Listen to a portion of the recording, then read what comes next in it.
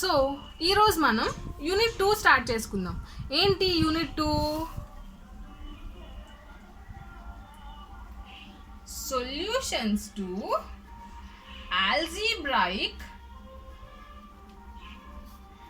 and transcendental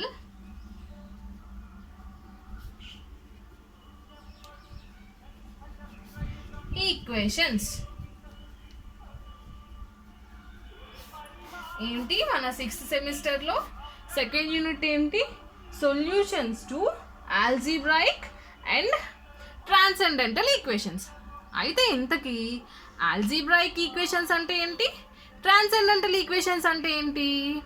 ఏం లేదు. Algebraic equations అంటే ఆల్జీబ్రాయిక్ ఈక్వేషన్స్ అంటే ఇప్పుడు సపోజ్ ఒక పాలినోమియల్ ఈక్వేషన్స్ అనమాట. అంటే x² + x + √x = 0, లేదా ఎక్స్లో ఉండే ఏ పాలినోమియల్ ఈక్వేషన్ అయినా. అంటే ఇప్పుడు x⁴ + √x + x⁴³ + x + 1 = 0, లేదా x⁴ + x² + x + √3 = 0. ఇట్లా ఎక్స్లో వచ్చి ఎట్లాంటి ఈక్వేషన్స్ అయినా, ఓన్లీ ఎక్స్ టర్మ్స్ వచ్చేవి, లేదా కాన్స్టెంట్, లేదా సింపుల్ టర్మ్స్, ఇవన్నీ కూడా ఏంటంటే ఆల్జీబ్రాయిక్ ఈక్వేషన్స్ అంటాం. ఇట్లాంటి ఈక్వేషన్స్ అనేవి. మరి ట్రాన్సెండెంటల్ ఈక్వేషన్స్ అంటే ఏంటి? ట్రాన్సెండెంటల్ ఈక్వేషన్స్ అంటే ఏంటి?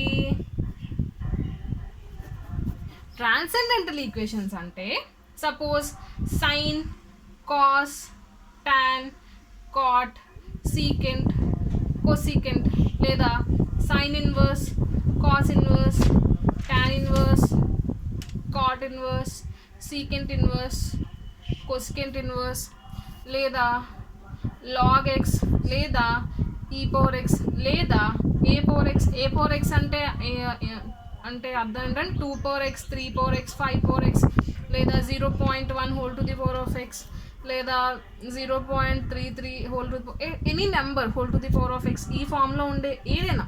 అంటే ఇదే ఫామ్లో ఉండాల్సిన అవసరం లేదు. ఇప్పుడు సపోజ్ నేను ఒక ఈక్వేషన్ రాస్తాను, x² + x + log x = 0.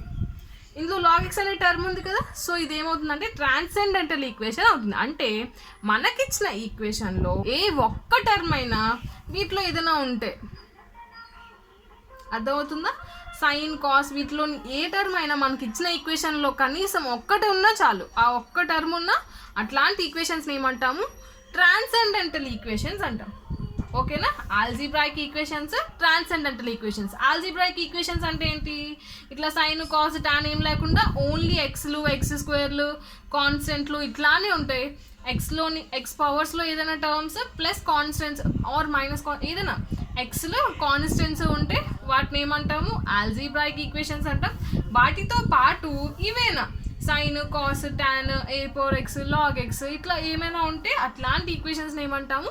Transcendental equations అంటాం. మరి ఇప్పుడు వాటి సొల్యూషన్స్ ఆఫ్ ఏ ఈక్వేషన్ అంటే ఏంటి?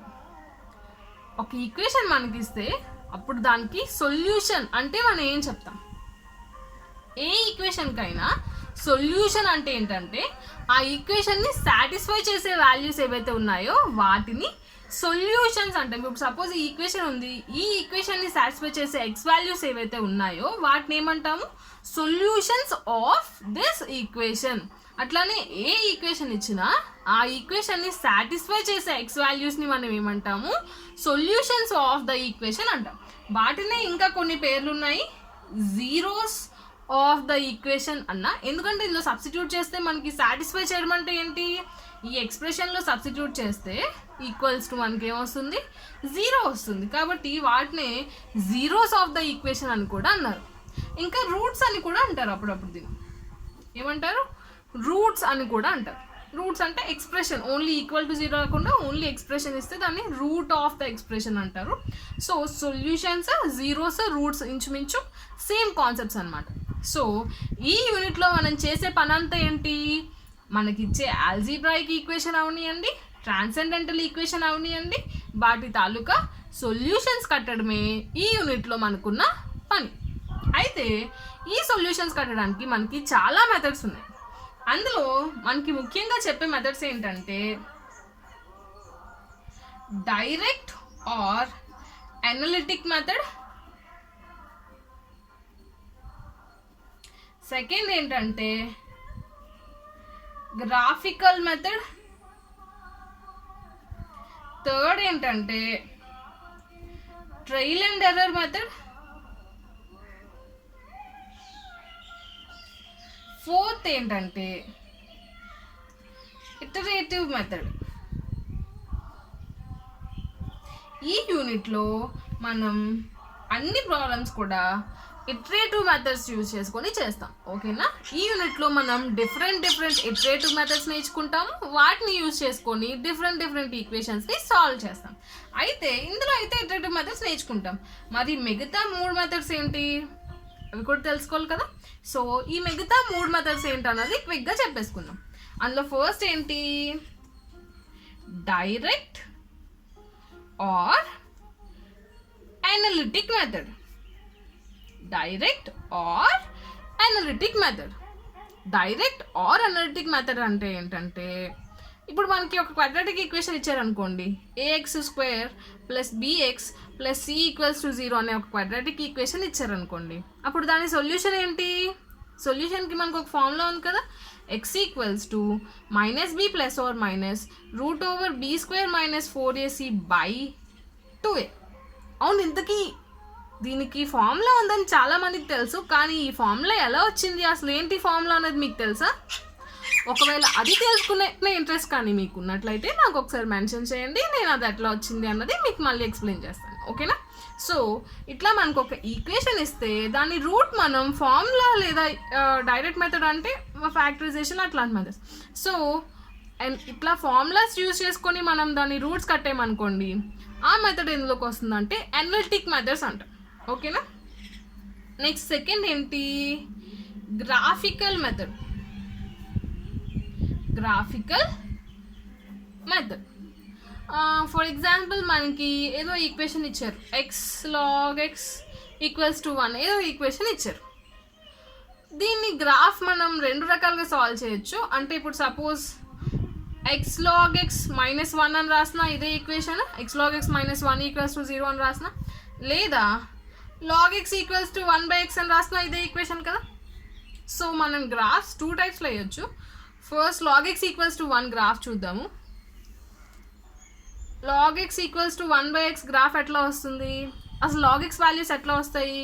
log 0 అంటే అన్డిఫైన్డ్, ఎక్కడో ఇన్ఫినిటీ దగ్గర ఉంటుంది. log 1 అంటే 0, ఇట్లా వాల్యూస్ పెరుగుతాయి కదా. సో లాగ్ గ్రాఫ్ ఇట్లా ఏదో ఉంటుంది. ఎగ్జాక్ట్ గ్రాఫ్ అనుకోకండి, రఫ్ గ్రాఫ్ వేస్తున్నాను. సో ఎగ్జాక్ట్గా రాకపోయినా పర్లేదు. సో అట్లానే 1/x గ్రాఫ్ ఎట్లా ఉంటుంది? 0 సబ్స్టిట్యూట్ చేస్తే అన్డిఫైన్డ్, ఇక్కడ ఎక్కడో ఉంటుంది. 1 సబ్స్టిట్యూట్ చేస్తే 1, కాబట్టి ఇక్కడ ఎక్కడో వస్తుంది.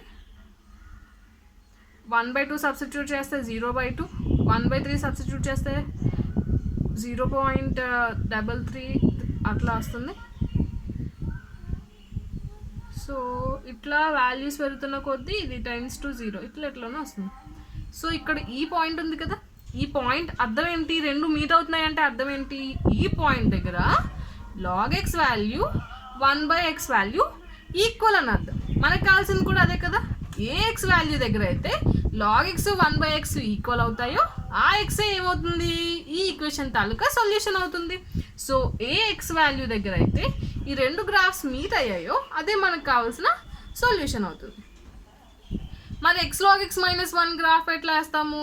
అదేనా సేమే. ఏదైనా గ్రాఫ్ మనం ఎట్లా వేస్తాము? ఒక్కొక్క వాల్యూ సబ్స్టిట్యూట్ చేసి ఆ వాల్యూని గ్రాఫ్ మీద ప్లాట్ చేస్తాం, x అండ్ y వాల్యూస్ని. ఫస్ట్ 0 సబ్స్టిట్యూట్ చేసామనుకోండి, అన్డిఫైన్డ్ యాజ్ యూజువల్ ఎట్లనో వస్తుంది. 1 సబ్స్టిట్యూట్ చేస్తే log 1 వాల్యూ 0 కాబట్టి -1 వస్తుంది. సో x వాల్యూ 1 అయితే y వాల్యూ -1 ఇక్కడెక్కడో వస్తుంది. x ఇట్లా పెరుగుతుంది ఇది. సో గ్రాఫ్ వేస్తే రఫ్గా వేస్తే ఎట్లనో వస్తుంది, అవునా? సో ఇక్కడ x వాల్యూ మనకి ఎంత వచ్చిందో ఇక్కడ x దగ్గర అది x 0 దగ్గర టచ్ అయ్యే x వాల్యూ కూడా అంతే ఉంటుంది. అర్థమైందా? ఇక్కడ మనకి ఎక్స్ ఇక్కడ టచ్ అయింది కదా అనకండి. ఇక్కడ మనం ఇది x = 1, ఇది మనకి x = 1 ఇక్కడ ఉంది, కొంచెం పక్కకి 0 దగ్గర టచ్ అయింది కదా, అర్థమవుతుందా నేను చెప్పింది? ఇక్కడ మనం log x గ్రాఫ్ వేసాము కాబట్టి x = 1 దగ్గర టచ్ అయింది, దానికి కొంచెం పక్కకు జరిగితే మనకు కావాల్సిన x వాల్యూ వచ్చింది. సో మనకి x = 1 దగ్గర పాయింట్ ఎక్కడ వచ్చింది, కొంచెం పక్కకు జరిగితే 0 దగ్గరకు వచ్చేసింది. కాబట్టి x log x - 1 వాల్యూ 0 ఎక్కడ అవుతుందో అదే మనకు కావాల్సిన x వాల్యూ. కాబట్టి ఇది మనకు కావాల్సిన x వాల్యూ. ఇక్కడ x వాల్యూ ఎంత వస్తే అంత. That is solution of x log x - 1 అని చెప్తాం. సో ఇట్లా గ్రాఫ్ వేసుకొని అది ఇట్లా =0 అయితే అది 0 దగ్గర ఎక్కడ x యాక్సిస్ని ఎక్కడ టచ్ చేస్తుందో అది రూట్ అవుతుంది. లేదా ఇట్లా 2 ఫంక్షన్స్ కింద స్ప్లిట్ చేస్తే ఆ 2 ఫంక్షన్స్ ఎక్కడ మీట్ అవుతున్నాయో, రెండు ఎక్కడ ఈక్వల్ అవుతున్నాయో అదే మనకు కావాల్సిన సొల్యూషన్ అవుతుంది. This is the graphical method. Next third ఏంటి? Trial and error method. Trial and error method. Trial and error పేరులోనే ఉంది, ఆల్రెడీ మనకి స్కూల్లో కూడా నేర్పిస్తారు. ఏంటి, ఒక ఈక్వేషన్ ఇచ్చారు, x⁴ + x³ - x - 1 = 0, ఏదో ఇచ్చారు. సో ఇప్పుడు దీన్ని రూట్స్ కట్టేటప్పుడు ఒక్కొక్క మనకి తెలిసిన ఒక్కొక్క నెంబర్ అందులో సబ్స్టిట్యూట్ చేసి అది సాటిస్ఫై చేస్తే రూట్ అవుతుంది, సాటిస్ఫై చేయకపోతే రూట్ కాదు. Trial and error. ట్రయల్ వేస్తాము, ఒక నెంబర్ సబ్స్టిట్యూట్ చేస్తాము, అయితే అయ్యింది, లేదా ఎర్రర్ మళ్ళీ ఇంకో నెంబర్ తీసుకుంటాం. సపోజ్ ఇందులో 1 సబ్స్టిట్యూట్ చేసాం అనుకోండి, ఏమవుతుంది? 1 + 1 - 1 - 1 అంటే ఏమొచ్చింది? 0 వచ్చిందా? అంటే x = 1 ఈ ఈక్వేషన్ సాటిస్ఫై చేస్తుంది కాబట్టి x = 1 ఏమవుతుంది? Solution of x⁴ + x³ - x - 1 = 0 అవుతుంది. ఓకేనా? Trial and error. సో ఇవి మెథడ్స్ అనమాట. లాస్ట్ మనకి ఈ యూనిట్లో అసలు మనం చేసే మెథడ్ ఏంటి? Iterative methods. ఇందులో మళ్ళీ మనం చాలా మెథడ్స్ నేర్చుకుంటాము, వాటి నేమ్స్ నేను ప్రస్తుతానికి మీకు చెప్తాను. ఈ యూనిట్లో మనం నేర్చుకునే మెథడ్స్ ఇవి 6 మెథడ్స్ అనమాట. Bisection method, false position method, fixed point method, Newton Raphson method, Ramanujan's method and Muller's method.